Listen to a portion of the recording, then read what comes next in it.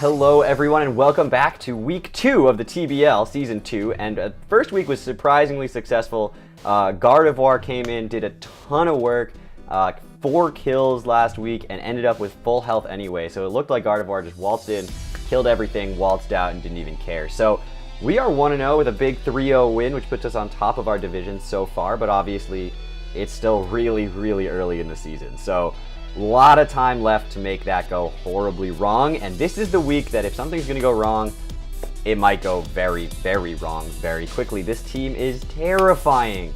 My opponent's team of Zapdos, Tapu Fini, Goodra, Mandibuzz, Pelipper, Rotom Heat, Weezing, Scrafty, Jinx, Vileplume, and Mega Swampert. He's got the Rain in Pelipper and the Mega Swampert to take advantage of it. He's got Hydration Goodra, he's got Tapu Fini, which is terrifying in the rain. He's got Zapdos, which is terrifying in the rain. He's got Dry Skin Jinx for the rain. So everything is just really scary. His team is not super rain-centric. He could show up without the rain, and I'm expecting him as much to show up without the rain as I'm expecting him to show up with the rain this week, due to the fact that I have Mega Venusaur, which hard walls Mega Swampert, as long as it's gotten the Mega Evolution off. But this week is going to be an interesting one.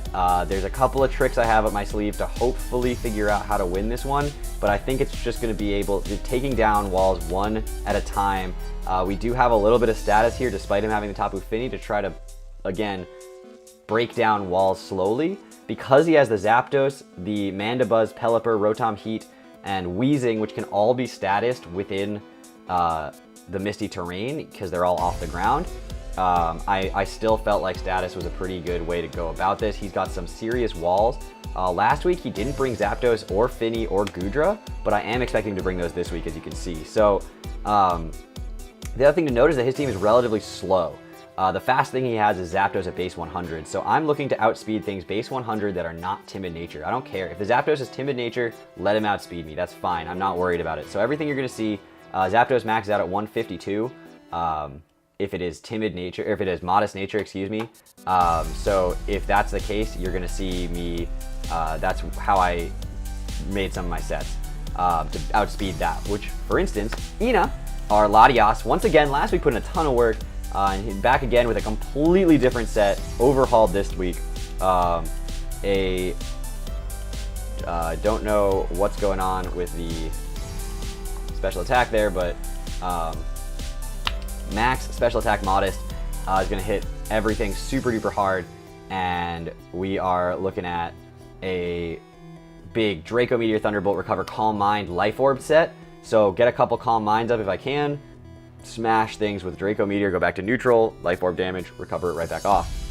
Now obviously with the Pelipper, Thunderbolt puts in a ton of work, but Draco will hit just about everything that isn't named Pelipper, and Tapu Fini super duper hard. So at +1, it OHKOs just about everything on his team, with the exception of possibly Mandibuzz and Zapdos, depending on the way their spread is. So, additionally, the 180 speed puts it at 153, again, above modest Zapdos. If he's timid Zapdos, but he's not going to hit me that hard. And then the rest get dumped into HP and the defenses. So, I don't know why the HP stat, it should be, here, there we go. It should be 76, 2v2, 180. That's the set I think I'm running. So, I don't know what's happening to my EVs today, guys. It's just one of those days. So, that's the Latias we're running this week. We have Gold the Lucario. Gold Lucario going to be running the Rockium Z. So last week Steelium Z, this week Rockium Z. Extreme Speed, Stone Edge, Poison Jab, Close Combat. We've got Max Attack Adamant. We have just enough speed to outspeed some of his slower threats. Including specifically a modest Rotom Heat gets outsped by this set. Timid will outspeed me, but there's nothing I can do about that. And I'll outspeed a Jolly Mega Swampert outside of Rain. I'll outspeed Goodra and Mandibuzz and non-fully invested, and a modest Fini as well. So this thing is set up to outspeed a variety of threats on his team. And it has coverage for just about everything on his team, with the exception of the Mega Swampert. Mega Swampert, obviously not the best thing for Lucario this week. Especially once it's in rain, it's going to outspeed. Close Combat does 2-hit KO it if I can get one off and then switch out or something like that. But it isn't really what I want this thing to be in on. So that's something to consider. But Lucario coming again. I wanted Lucario to do a lot of work last week, and Lucario ended up doing literally nothing, never even showed up on the field. So Gold is coming back again, and I think Gold has a chance to make a splash this week. Speaking of making a splash this week, though, we have Nino once again, and Nino is coming back with a vengeance. This time, she's coming back with an Assault Vest, and so she's going to be able to soak up those hits. She can switch into a Finny, switch into a Goodra, switch into a Zapdos, a Pelipper, a Rotom Heat, a Weezing, a Jinx, a Vileplume. He's got a lot of special threats. So I was like, you know what? Assault Vested Gardevoir with this Moonblast, Psyshock, Energy Ball, Thunderbolt set is going to wreck things. It's going to come in and it's going to hit things super hard. Hits every single thing on his team neutrally, and the majority of them super effectively. It can, like, there's a couple things it doesn't, you know, quite get the kill because it had to be a Timid Nature to outspeed. I'll explain Timid Nature in a second, but it had to be a Timid Nature, so it's got max special attack, a Timid Nature, but it's gonna be able to just absolutely dent Zapdos, Finny, almost one-shots Goodra with a Moonblast. Does Oko Mandibuzz with a Moonblast, Thunderbolt Oko's Pelipper. It can hit Rotom Heat with a Psyshock. It can hit Weezing with a Psyshock. It can hit Scrafty with a Moonblast. You can see how I was going down and just like hit things really, really hard. So the really interesting thing about this Gardevoir is the ability Trace. And I used a Trace last week, which didn't really matter last week so much. It just gave me a little bit of insight into what some of his sets were.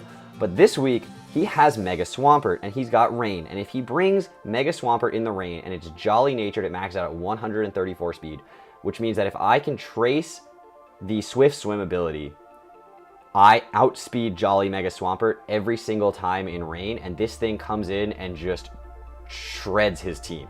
Because then I am now the fastest thing on the field, not his Swampert, and I'm just going to come in and hit things ridiculously hard. So I can trace that Swift Swim, get a safe switch in. I can click Energy Ball. If I know he's not going to stay in, I just click something like Moonblast. He does not Oko with Earthquake, so even if I mispredict and he does stay in and he goes for the EQ, does not Oko. Waterfall doesn't Oko even in the rain, so we're okay on that front. It does like 80%. So if I mispredict with a Moonblast, I can click another one, 2-hit KO with Moonblast, 2-hit KO with Psyshock, obviously a 1-hit KO with Energy Ball. So this thing can come in, and if it gets that Swift Swim off, that's amazing. Another thing you can do is switch it on the Jinx for free and get the Dry Skin up. So that's a really cool way of getting around things. If it switches it on Goodra, I can figure out if the Goodra is Zap Zipper or Hydration. And so that's kind of how I'm going to try to get around some of the things in his team, is try to figure out what abilities they have. Additionally, if Zapdos has Static, I know it can't have Defog, so that's something to keep in mind, is that Zapdos as well. So I can get information about his set with this Trace. Gardevoir. So now we've got Venusaur coming back. Now Mega Venusaur again last week didn't do a ton. It just came in one time, switched in, took a Moonblast or a Hyper Voice, and then switched out. Well, hit Sludge Bomb and switched out. And you might be looking at this and being like, wait a minute. I see something. I see that you are running a Mega Venusaur against Mega Swampert that doesn't have a Grass type attack, and you're like, totally correct. That's 100% right. This thing does not have a Grass type attack this week. While it is a dedicated switch-in to Mega Swampert more often than not, it's also not a perfect switch-in to Mega Swampert. It really doesn't counter Mega Swampert. With the spread that I'm running, which is a sassy nature because I'm not worrying about the speed at all with this, and basically max HP and 164 defense, it gets 2-hit KO'd most of the time by Earthquake, even after it Mega Evolves. So I don't really want it switching in on Mega Swampert and taking a ton of damage. The other thing is that he's going to have to think that I have a Grass type attack, and so he's not going to stay in with his Swampert if I bring in my Venusaur. So then I can just freely click Knockoff. If he, I can click Leech Seed if I know his Goodra's not Zap Zipper and I know he didn't bring his Vileplume. Leech Seed's safe, so he can just switch out his Mega Swampert, and I just click Leech Seed. And so this Mega Venusaur does not have a Grass type attack. It's a risk that I'm running this week. I'm going to see how it goes. I do have Energy Ball and Nino. And so that should be able to handle the Mega Swampert. That is my dedicated Mega Swampert counter. But this Venusaur does not. So we'll see how that goes. I don't know if that's the right play or not, but I'm going to try it this week. Next up, we have the shiny Umbreon Noctali. For those who don't know, Noctali is a mod in my Twitch chat, and she requested, Noctali is also the French name for Umbreon. So she requested that if I ever bring an Umbreon, I will name it Noctali. I will be battling her next week in week 3 of the TBL, so stay tuned for that match. But this thing is a pretty standard Umbreon. It is Moonlight, Toxic, Heal Bell, Foul Play, so not Wish this week. We're going to be running Moonlight because I want this thing to be able to sit in its stall if it has to against something like a Swampert or against a Tapu Fini or something like that, although I probably won't bring this thing on Tapu Fini, but maybe like Goodra, Zapdos, that kind of thing, and just click Toxic and just wait. It's got Leftovers, it's got Moonlight, it's got Foul Play, so it's pretty standard. We're going to be running it especially defensively because most of his team is special, like I said. If he doesn't have the Tapu Fini with him, or if he doesn't have the Misty Terrain up, I can click Toxic on something like the Mega Swampert, put that thing on a timer.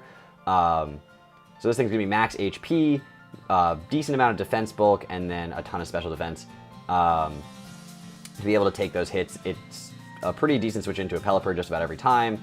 It's a good switch into Zapdos just about every time, and those kind of things I can click Toxic on no matter what. So we'll see how this Umbreon goes. I'm pretty excited to use it this week. I think it's got a good place. I was debating between Umbreon and Jellicent, but decided on Umbreon for a couple of reasons. You might think Jellicent makes sense, again, because he's got that Mega Swampert, so like if he goes for Waterfall, it makes him nervous until he can't just click Waterfall because I could have the Water Absorb.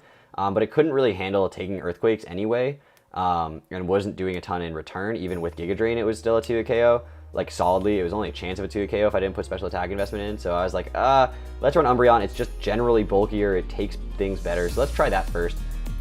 We do face him again later in the season, so we'll see if I switch things up next time if something doesn't go the way that I want it to this time.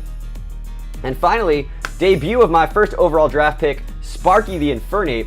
And I'm really excited to use this thing. It's going to be my Stealth Rocker this week. I'm not going to bring Skarmory. Skarmory does not match up well against the team at all. This thing is going to be rocking Stealth Rock, Gunk Shot, Close Combat, Rock Slide. It's probably my lead. It's got the Focus Sash, and it's Adamant Nature. It outspeeds, as we can see, that 153, really important. It outspeeds everything except a timid Zapdos. Everything else gets outsped by this. And it's gonna put absolute dents into his team. He has nothing except Vileplume and Weezing that resist close combat. So this thing can hit Stab close combat and just hit things super duper hard. It's got the Focus Sash so it can survive a hit, get its rocks if it has to. It's got his only Stealth Rocker is Mega Swampert, so I don't expect him to bring it at all. He may bring Defog as a result, but that is what it is. It's got Gunk Shot, so it can hit the Tapu Fini super hard. I thought about running Poison EMZ Gunk Shot because that would one-shot the Tapu Fini, but I wanted to go with the Rock EMZ Lucario because Zapdos and Mandibuzz and Pelipper and Rotom Heat and Jinx all don't appreciate that, so it made more sense to me to bring that as opposed to the Gunk Shot, the Z move. But I did bring Rock Slide, again, for all the Pokemon I just named that are weak to Rock. So this thing is running the just a little bit of HP investment and a little bit of defense investment. Obviously not there to take hits. It's there to dish out damage. So Infernape going to be making his debut. So again, this team is going to be a little bit interesting. I'm not 100% sure how this is going to go, but I do think that Gardevoir is going to be the Pokemon we're going to be leaning on. Gardevoir and Latias are the two we're going to be leaning on this week. Trying to get that Latias in safely against something like a Mega Swampert so that it can set up a Calm Mind when he has to click Ice Punch perhaps outside of rain. Sets up a Calm Mind, Dracos, and kills the Swampert. Additionally, I could bring it in on something like a Scrafty, goes for a knockoff, knocks off my Life Orb, that sucks, but I get the Calm Mind, and then I get to go for a Draco Meteor and kill the Scrafty. So, I think that the Latias is going to be a really useful Pokemon late game. I think Gardevoir is going to be something that switches in and out. I brought Scarf last week, so he may be expecting me to bring Scarf again. It can also take a few hits because of the Assault Vest. I think the fact that I have Umbreon and Venusaur, which both have recovery, that'll be able to help me switch in and out because I'm not sure he's going to bring the rain this week. I just am not sure if he'll bring that Swampert. So, with that, guys, we'll see how this one goes. I'm really excited for this week's battle. We won our first one, so we want to go 2-0 to start this league. I absolutely want to get this league off on a good foot and take some pressure off me later in the season by doing well in the early season. So I will see you guys tomorrow with a battle against Seoul and the South County Scolipedes. Get ready, guys. I'm excited. I hope you guys are too. See you tomorrow. Bye-bye.